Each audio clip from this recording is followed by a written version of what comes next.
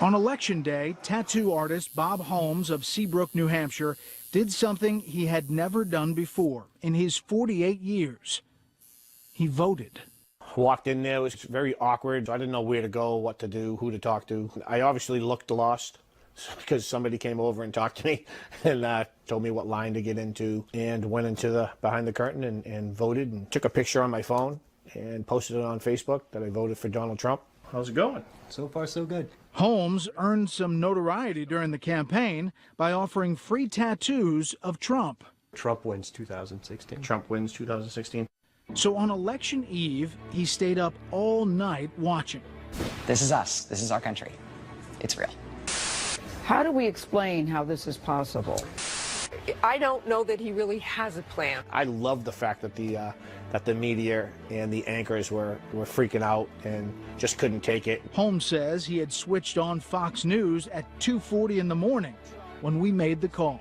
Donald Trump will be the 45th president of the United States. I don't think I've been that excited since I was probably 12 years old and I got up for Christmas. That literally was the feeling that I had.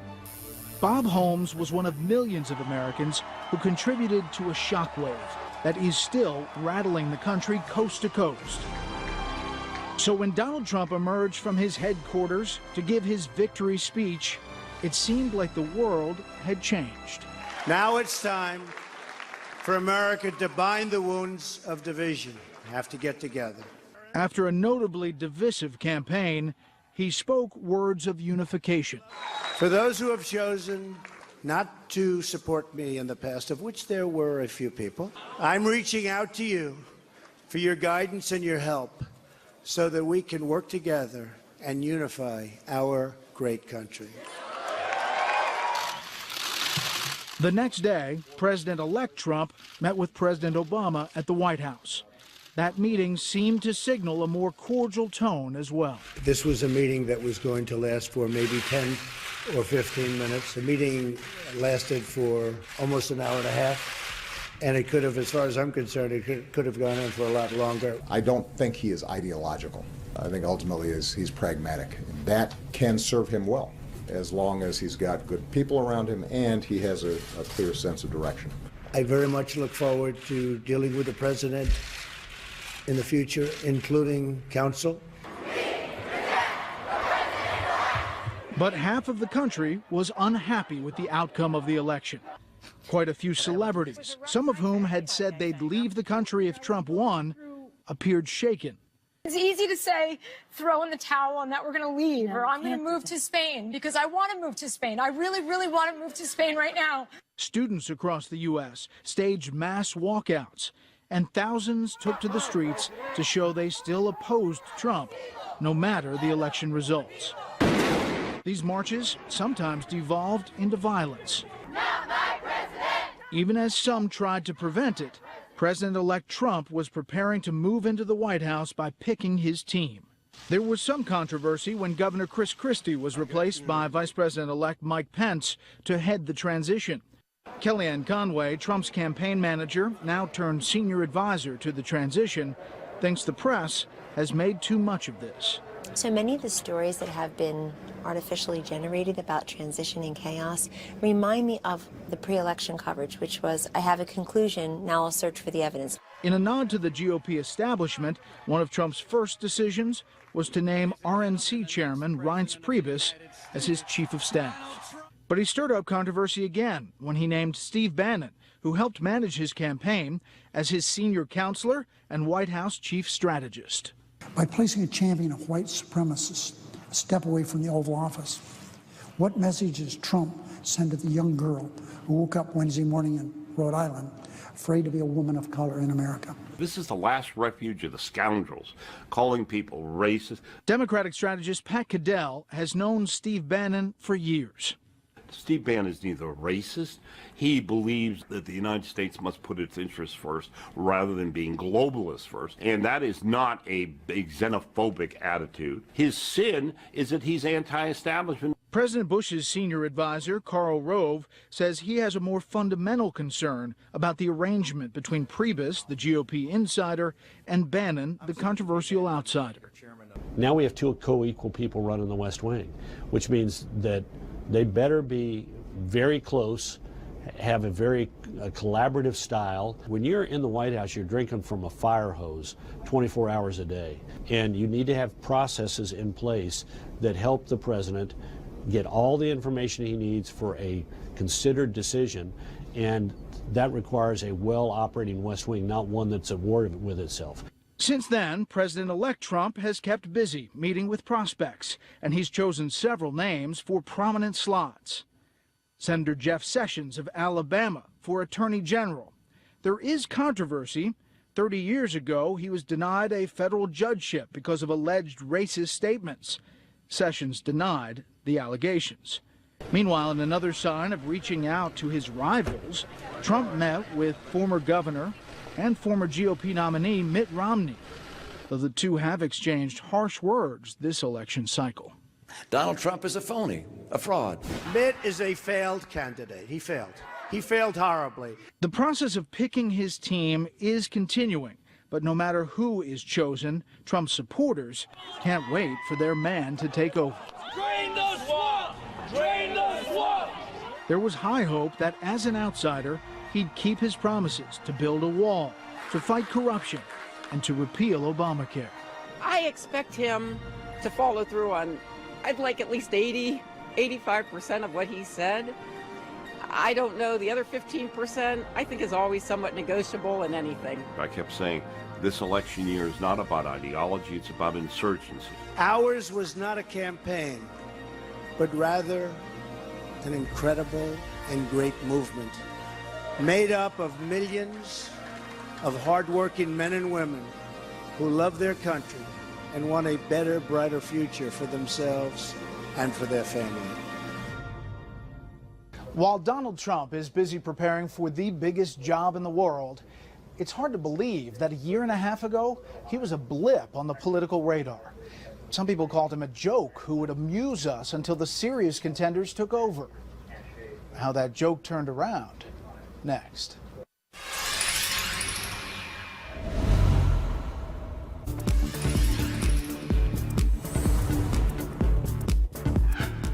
How do you run for president when the field is crowded and you've never held office before? First, you have to get noticed, something Donald Trump was an expert at. My father, Donald J. Trump.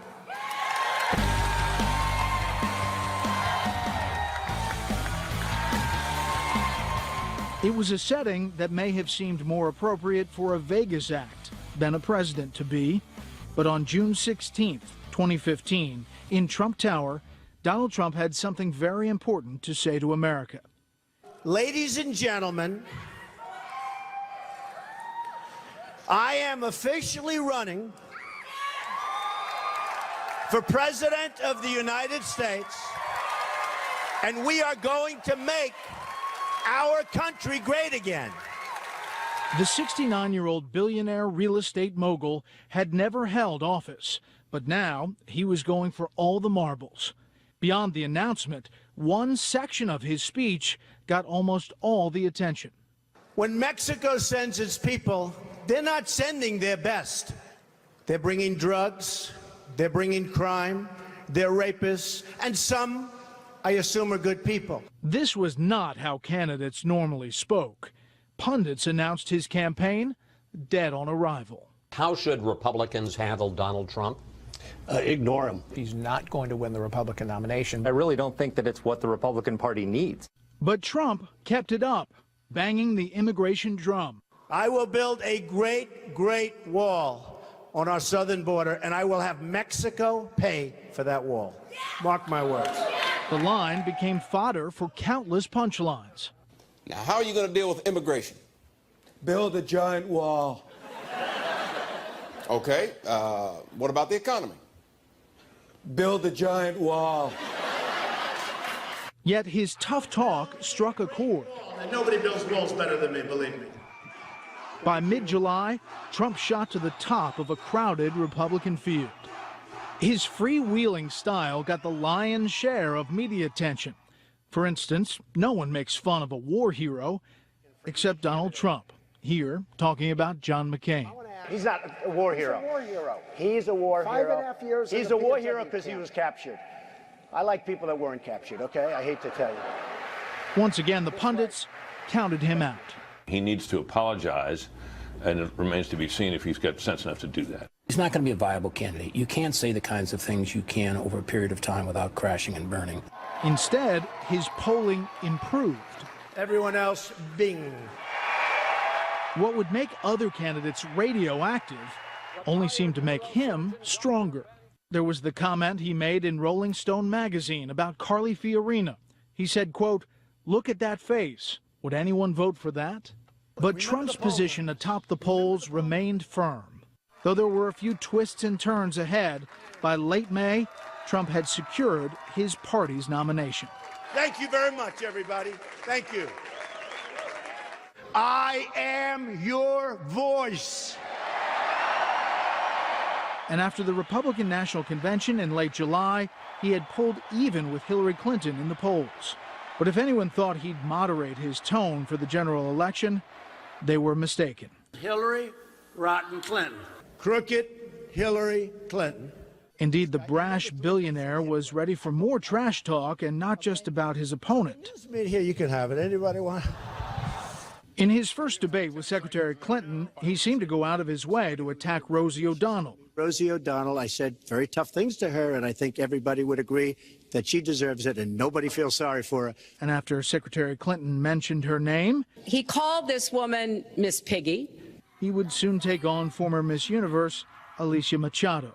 She gained a massive amount of weight, and it was a real problem. Then in early October, comments captured on tape by a hot mic in 2005 were released. In the tape, Trump shared lewd comments with Access Hollywood host Billy Bush.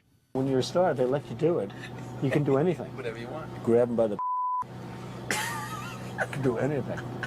After that, 11 women spoke out, claiming to have been sexually harassed by Donald Trump. The events never happened. Never. With about 1 month to go before Election Day, Trump looked like he was in deep trouble. What a campaign it's been. The long, winding road to the White House ends here. The polls are set to close. In the early hours, the race is close, certainly closer than predicted by those who thought Secretary Clinton was a shoo-in. The feeling was Trump would have to take the swing states of Florida, North Carolina, and Ohio just to have a chance. At 10:30, a victory for Donald Trump in Ohio can be called by the Fox News decision desk at this point. At 10:45, North Carolina goes to Trump. On Monday morning, they had a much bigger lead in absentee and early voting. There were 122,000 more Republicans who turned out and voted early or voted absentee, and 22,000 fewer Democrats who voted early or absentee compared to 4 years ago. So on Monday morning, I said, looked at those numbers and said, he's going to take North Carolina unless Election Day is considerably different than Election days have tended to be. Then around 11 p.m., Donald Trump will win the state of Florida, according to the Fox News decision desk. Now it was anyone's game. Are you starting to feel that Hillary Clinton might lose this thing? I'm nervous. 11:30, Trump wins Wisconsin. Then at 2:41, when he won another Rust Belt state, the biggest, Pennsylvania, it put him over the top. This means that Donald Trump will be the 45th president of the United States, winning the most unreal, surreal election we have ever seen. Election night was absolutely euphoric here in this room. It wasn't until he saw the 270 number be surpassed that he knew it was real. But it also was a complete vindication of the way he ran his campaign on his terms, with his own style and with his own message. Donald Trump fought a campaign not just against candidates, but against conventional wisdom, and he won. The pundits didn't think he could do it, but the people did. He'd obviously struck a nerve. We'll look at that when we return.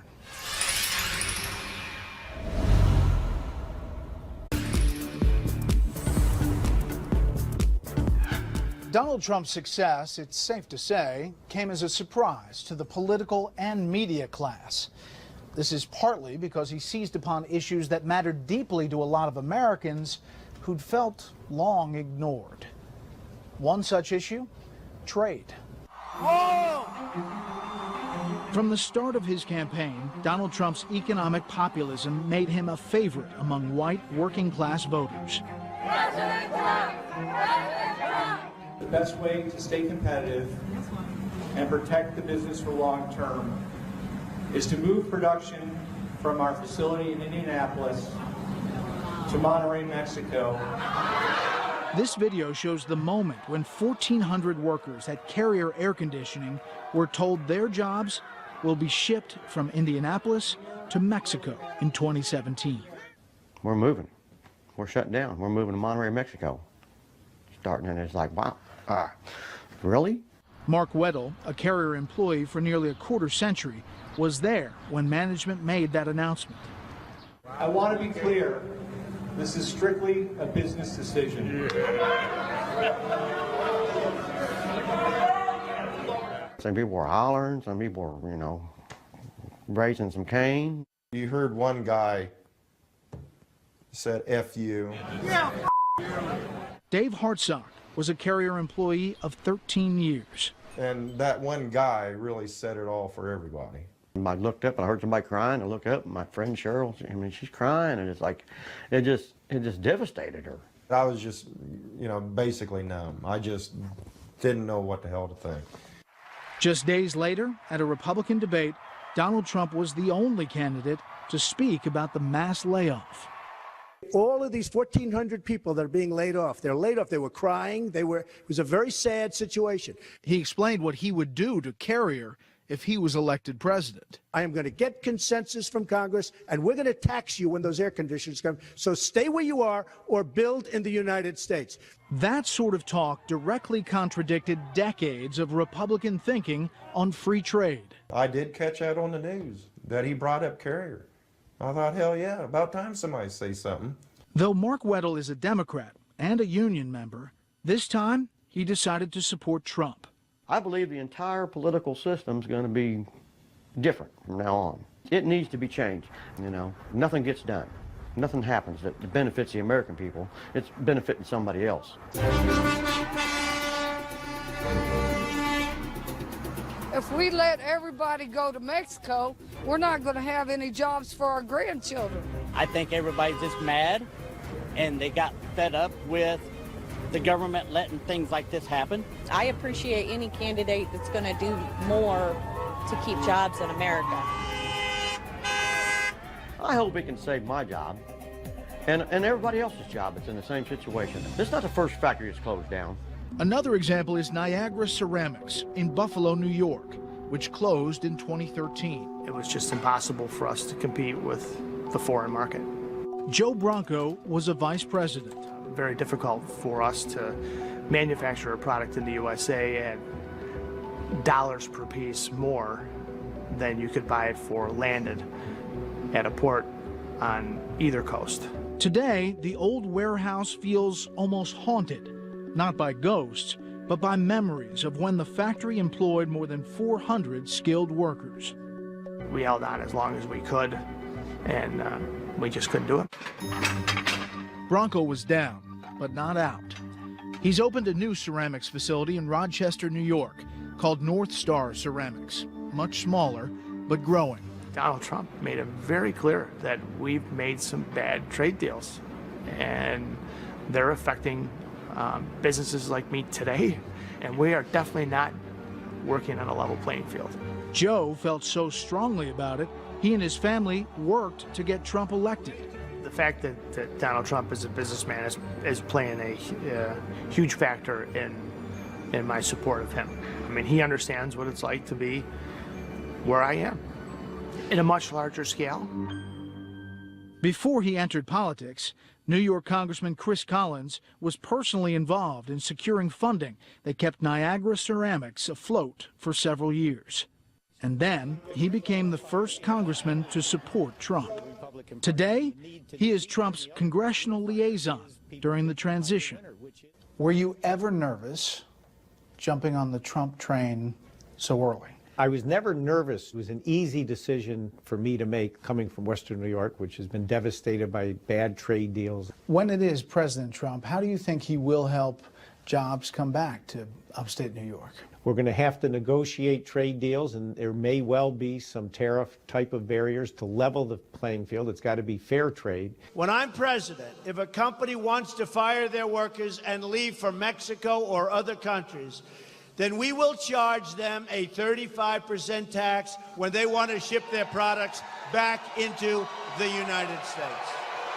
I don't believe that President Ford is now going to follow through and move those small cars to Mexico. I think that's a decision he's going to reverse. When you start talking tariffs, you've heard the critics that say those jobs are gone for good. You don't buy it. Not everyone is going to be, in the STEM world, a scientist, an engineer, a physician. Those are great jobs, but let's just be honest with ourselves. So where are the good jobs? And it's not in the lower paid service industries. It's making stuff, what we used to do. And we've got to level the playing field. The frustrations and even anger of the working class played a central role in the 2016 election. But how is it that a celebrity billionaire came to be their voice? That's next.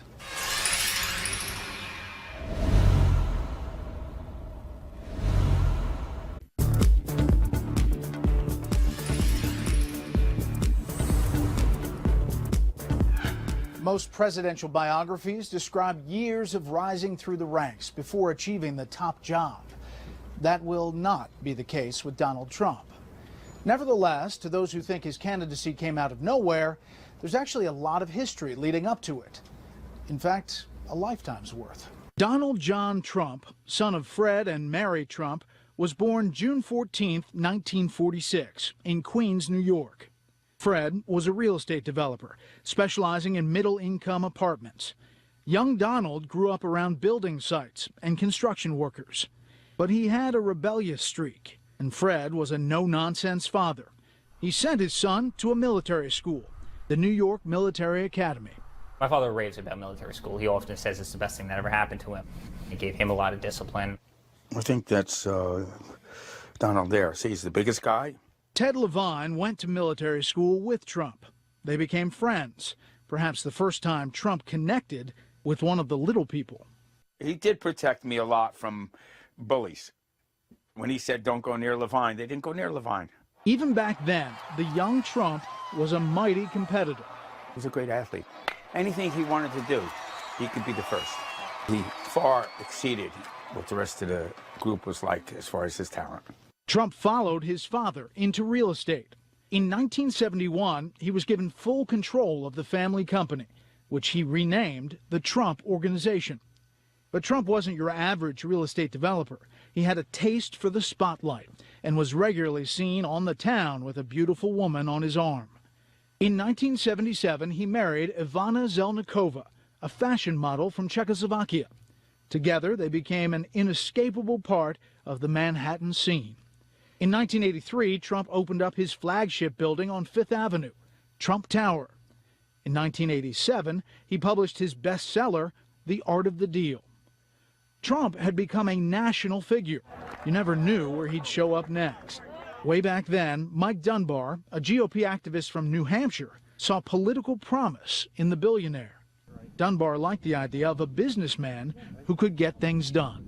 And so that's why I started a Draft Trump campaign. And so in October 1987, at Yokin's restaurant in Portsmouth, New Hampshire, as people waved Trump for president signs, Donald Trump made his first campaign speech. Speaking without notes, he hit on some of the same economic themes that propelled him to the White House. The message in 1987 didn't change, just the players. Back then it was Japan and Saudi Arabia. Today it's China and Mexico. We're still getting our lunch eaten by our trading partners, and the people who are hurting are people like me, people who work for a living. We're the ones who are feeling it. So Trump appeals to us. After the speech, they left the restaurant and moved Trump to a nearby press conference. and I had to get him from the speaker's podium to a side door, which was a pretty good distance.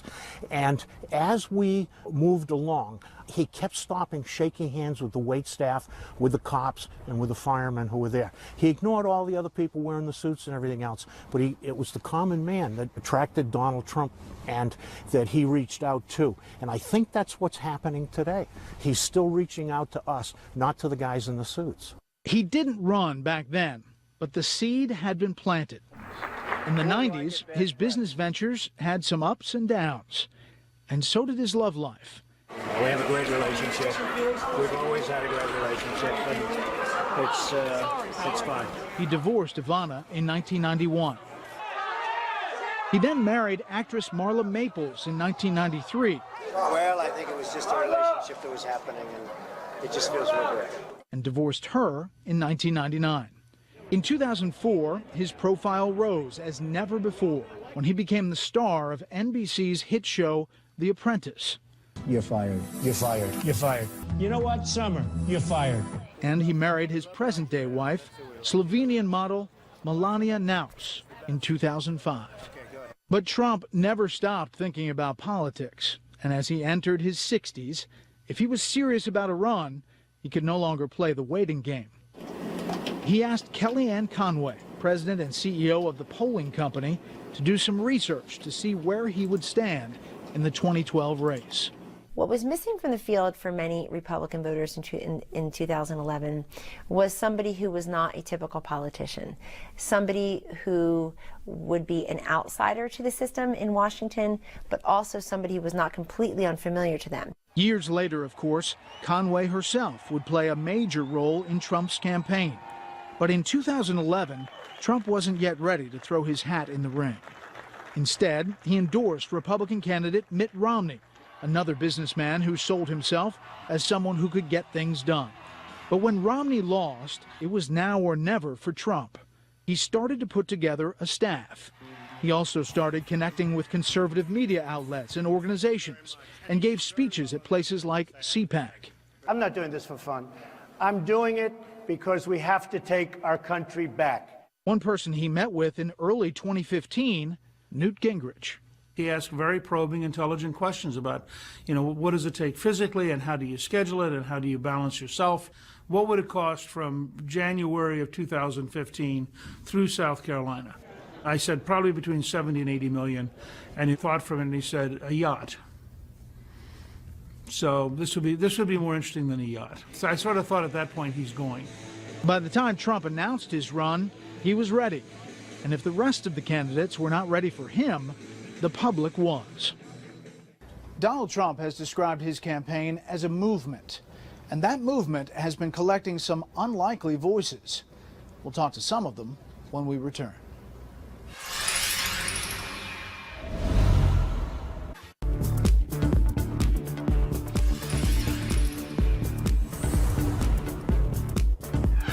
To win the election, Donald Trump brought a lot of new voters to his party.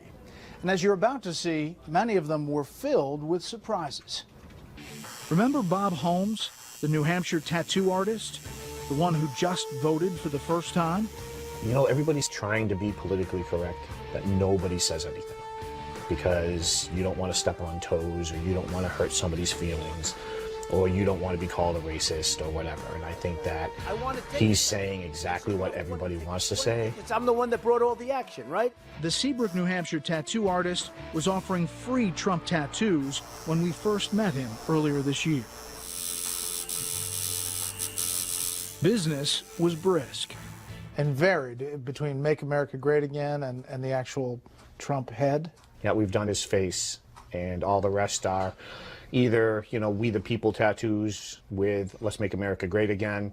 When you're putting on the tattoo and doing it, do you talk issues like what drives these people to do it? They're just really supportive and they want to feel like America's great again.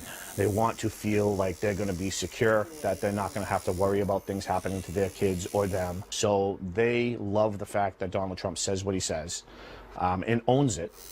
One of those on the receiving end was Max Crowley, a Trump fan who came in from Massachusetts to get his free tattoo. I got a Trump tattoo on the back of my calf, and it's his portrait. I mean, that's kind of a permanent deal. It is. You're in. I'm in. I'm in 100%. There's no going back on that now. It's there forever. Let's see it. You want to see it? And there he is. How about that? The Donald. The Donald. To Crowley, the billionaire businessman represents hope for the working man. As a construction worker and a carpenter, work has not been great. For the past couple of years, it's been hard, you know, especially with a family supporting them. And as a business class kind of guy, you know, he promises a lot of good things for the future, and the future is everything to me and my family. So now you can look at your leg and get inspired. That's it. Absolutely correct. I'm behind Donald Trump 100%, and now Donald Trump is behind me. Is this a voter revolt, you think?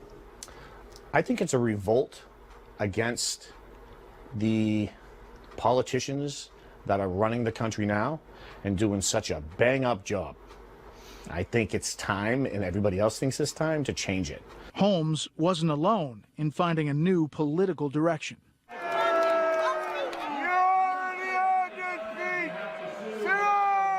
Fox News reporting found itself in the middle of a clash over the future of the Republican Party at the Virginia GOP convention. Well, Mr. Trump has been in 5 different parties in the last 10 different years. He's given over $700,000 to the Democrats. We're not exactly sure. I used to be a Democrat for 30 years, and that man convinced me to be a Republican. Who gives a shit if he changed over time? What? So you don't want my vote? I'm a Republican now, and I want the Republican Party? So you're saying if you grew up as a Republican, then you're better than me as a Democrat? I'm not yelling at you. That Trump supporter was Cheryl Ann Kraft, a nurse who works for the Department of Defense in Norfolk. I was a 30-year Democrat. The fact that somebody says that Mr. Trump, because his opinions and his positions have changed over the years, is not a valid Republican conservative that could run for the office is absolutely wrong. Another person transformed by the Trump campaign was Chris Cox. Cox makes his living by creating chainsaw sculpture. As long as I've got a couple logs and a chainsaw, I can turn it into something that will typically put some gas in my truck and a pillow under my head. As founder of Bikers for Trump, he told us Trump is just what the doctor ordered. Donald Trump's going to bring some dignity back to our country. He's going to give us a sense of direction. Need America back. We want our country back, and we're going to get it back. This is a movement, and it's happening right now. The establishment's coming on board. We'll see who holds out. The ones that are there, they better fall in line. They better start making some things happen, and they better start representing the people that put them there. We caught up with Cox in D.C. after the election. The reaction of the left, it just exemplified our need for Donald Trump. They need to get over it because we won. And we're going to be very good stewards of this leadership. And Donald Trump's going to change the direction of this country. And the Democrats, they have no one to blame but themselves. If they wonder how we got to Donald Trump, ask Barack Obama and his policies. I'm not a wilting flower. I am first a conservative, I'm a mother, I'm a educated person, I'm an attorney, and oh yeah, I'm a woman too.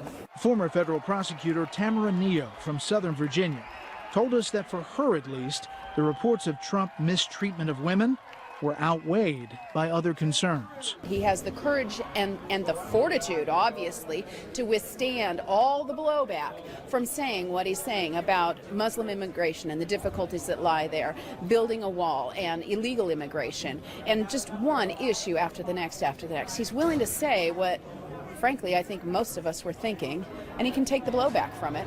We need someone to take a sledgehammer to this bull. There's no other way around it. Cody Knotts is a Republican from rural Pennsylvania who directs low-budget horror films. See how you like it. He told us he considers himself a Reagan man, but also says Donald Trump is the only candidate he trusts to take action on the economy. None of them want to change trade policy. They all want to sell out the average working man so their buddies can make more money. Is he the best messenger? No, but he's the only messenger we got. In voting for Trump, Cody joined a wave in Pennsylvania that saw many districts that voted heavily for President Obama in 2012, surprisingly, going to Trump this time around. When I found out Donald Trump had won, I started crying. Finally, somebody gave a damn that my dad lost his job. Somebody cared. Now, he might be a charlatan, he might be all those things, but he gave a damn. The Clintons and them put past these trade deals, and I knew what they did. If he screws up the whole presidency, for me, it was worth it. At a core level, it was voting for my dad. As Shakespeare wrote, what's past is prologue. So far, we've been looking at what led us up to this historic moment. When we return, we'll discuss what this past may be prologue to.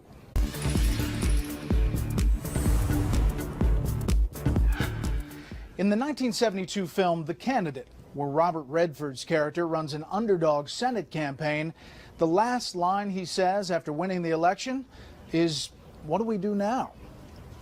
While the film is an often cynical take on American politics, this is nevertheless a question that must have gone through the mind of many a politician. After getting caught up in the hurly-burly of a campaign, you suddenly find you're no longer running and now are expected to lead. It's likely many in the Trump circle must be asking that same question. What do we do now?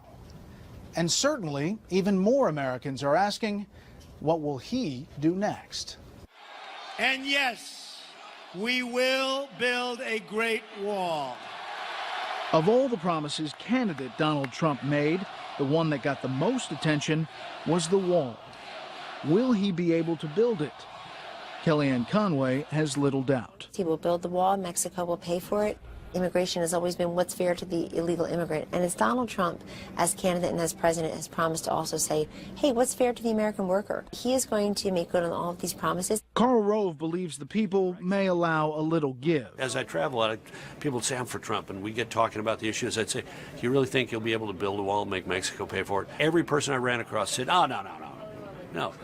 But you know what? He'll secure our borders. This is for everybody. He will definitely see defiance when it comes to deporting illegal immigrants. Mayors of major American cities vow they will remain sanctuary cities. To be clear about what Chicago is, it always will be a sanctuary city. And he may find resistance even within his own party. You're not on the same page on immigration, at least on the campaign trail. I don't really agree with that. We are on the same page on securing the border.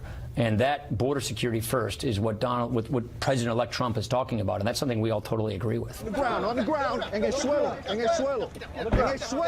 And the deportation force. Well, I think right now we want to secure the border, and that is really the first priority. As for repealing and replacing Obamacare, we're told that is still on track, while Trump has talked about keeping two elements of Obamacare, letting kids stay on their parents' plan till they're 26, and making sure people with pre-existing conditions are still covered. It happens to be one of the strongest assets. You're going to keep that. Obama's legacy, the main thing is, of course, Obamacare. And he's already started to backtrack on that. Thomas Frank is the author of Listen Liberal. If you look at Obamacare, there are certain aspects of it that are massively popular, and to undo them would be to kill your own political future. I think what he'll do is he'll fiddle around with it and call it Trump care, you know. He'll adjust it in this way and that. No, he will make good on his promises. The fact that there's about 33,000 pages in the Affordable Care Act, otherwise known as Obamacare, and I'm sure you can find one or two good things in 33,000 pages. I mean, even a stop clock tells the right time twice a day. Having said that, he's made very clear what his replacement plan is. Tell us what you hope to accomplish. Trump also has big plans for infrastructure spending, as outlined in his victory speech. We are going to fix our inner cities and rebuild our highways, bridges, tunnels, airports, schools, hospitals. We're going to rebuild our infrastructure, and we will put millions of our people to work as we rebuild it. I think this is going to be a battle. He's got two battles there. One is going to be a battle with the Democrats because, look, they may not consider whatever he wants to spend sufficient. And second of all, he's going to have a battle with Republicans who spent the last 8 years belittling the stimulus bill. Then there's his promise to drain the swamp of Washington. When he talks about draining the swamp and reducing the size of federal government, eliminating the regulations that have choked off our economy, and this obnoxious revolving door of individuals making millions of dollars based on contacts. There is no question that's all going to happen. I can understand why many of the lobbyists and consultants in Washington, D.C. are just incredibly nervous that their gravy train is going to be busted off the wheels and the engine ripped out with him as president, because it has to stop. The joke I used to say to folks when I came here 4 years ago and bought a condominium, I said, if I do my job, I'm going to lose a lot of money on that condominium because there's going to be a surplus of places to rent and own as we do drain the swamp and reduce the number of federal employees. I'm quite happy to lose money on that investment. He's made other promises, of course: renegotiate trade deals, strengthen the U.S. military, increase educational opportunities. In general, though, make America great again. I think they elected him because they said Barack Obama is doing stuff to our country that we totally disagree with, and this guy's going to be a strong leader who'll secure our borders, make America's military strong again,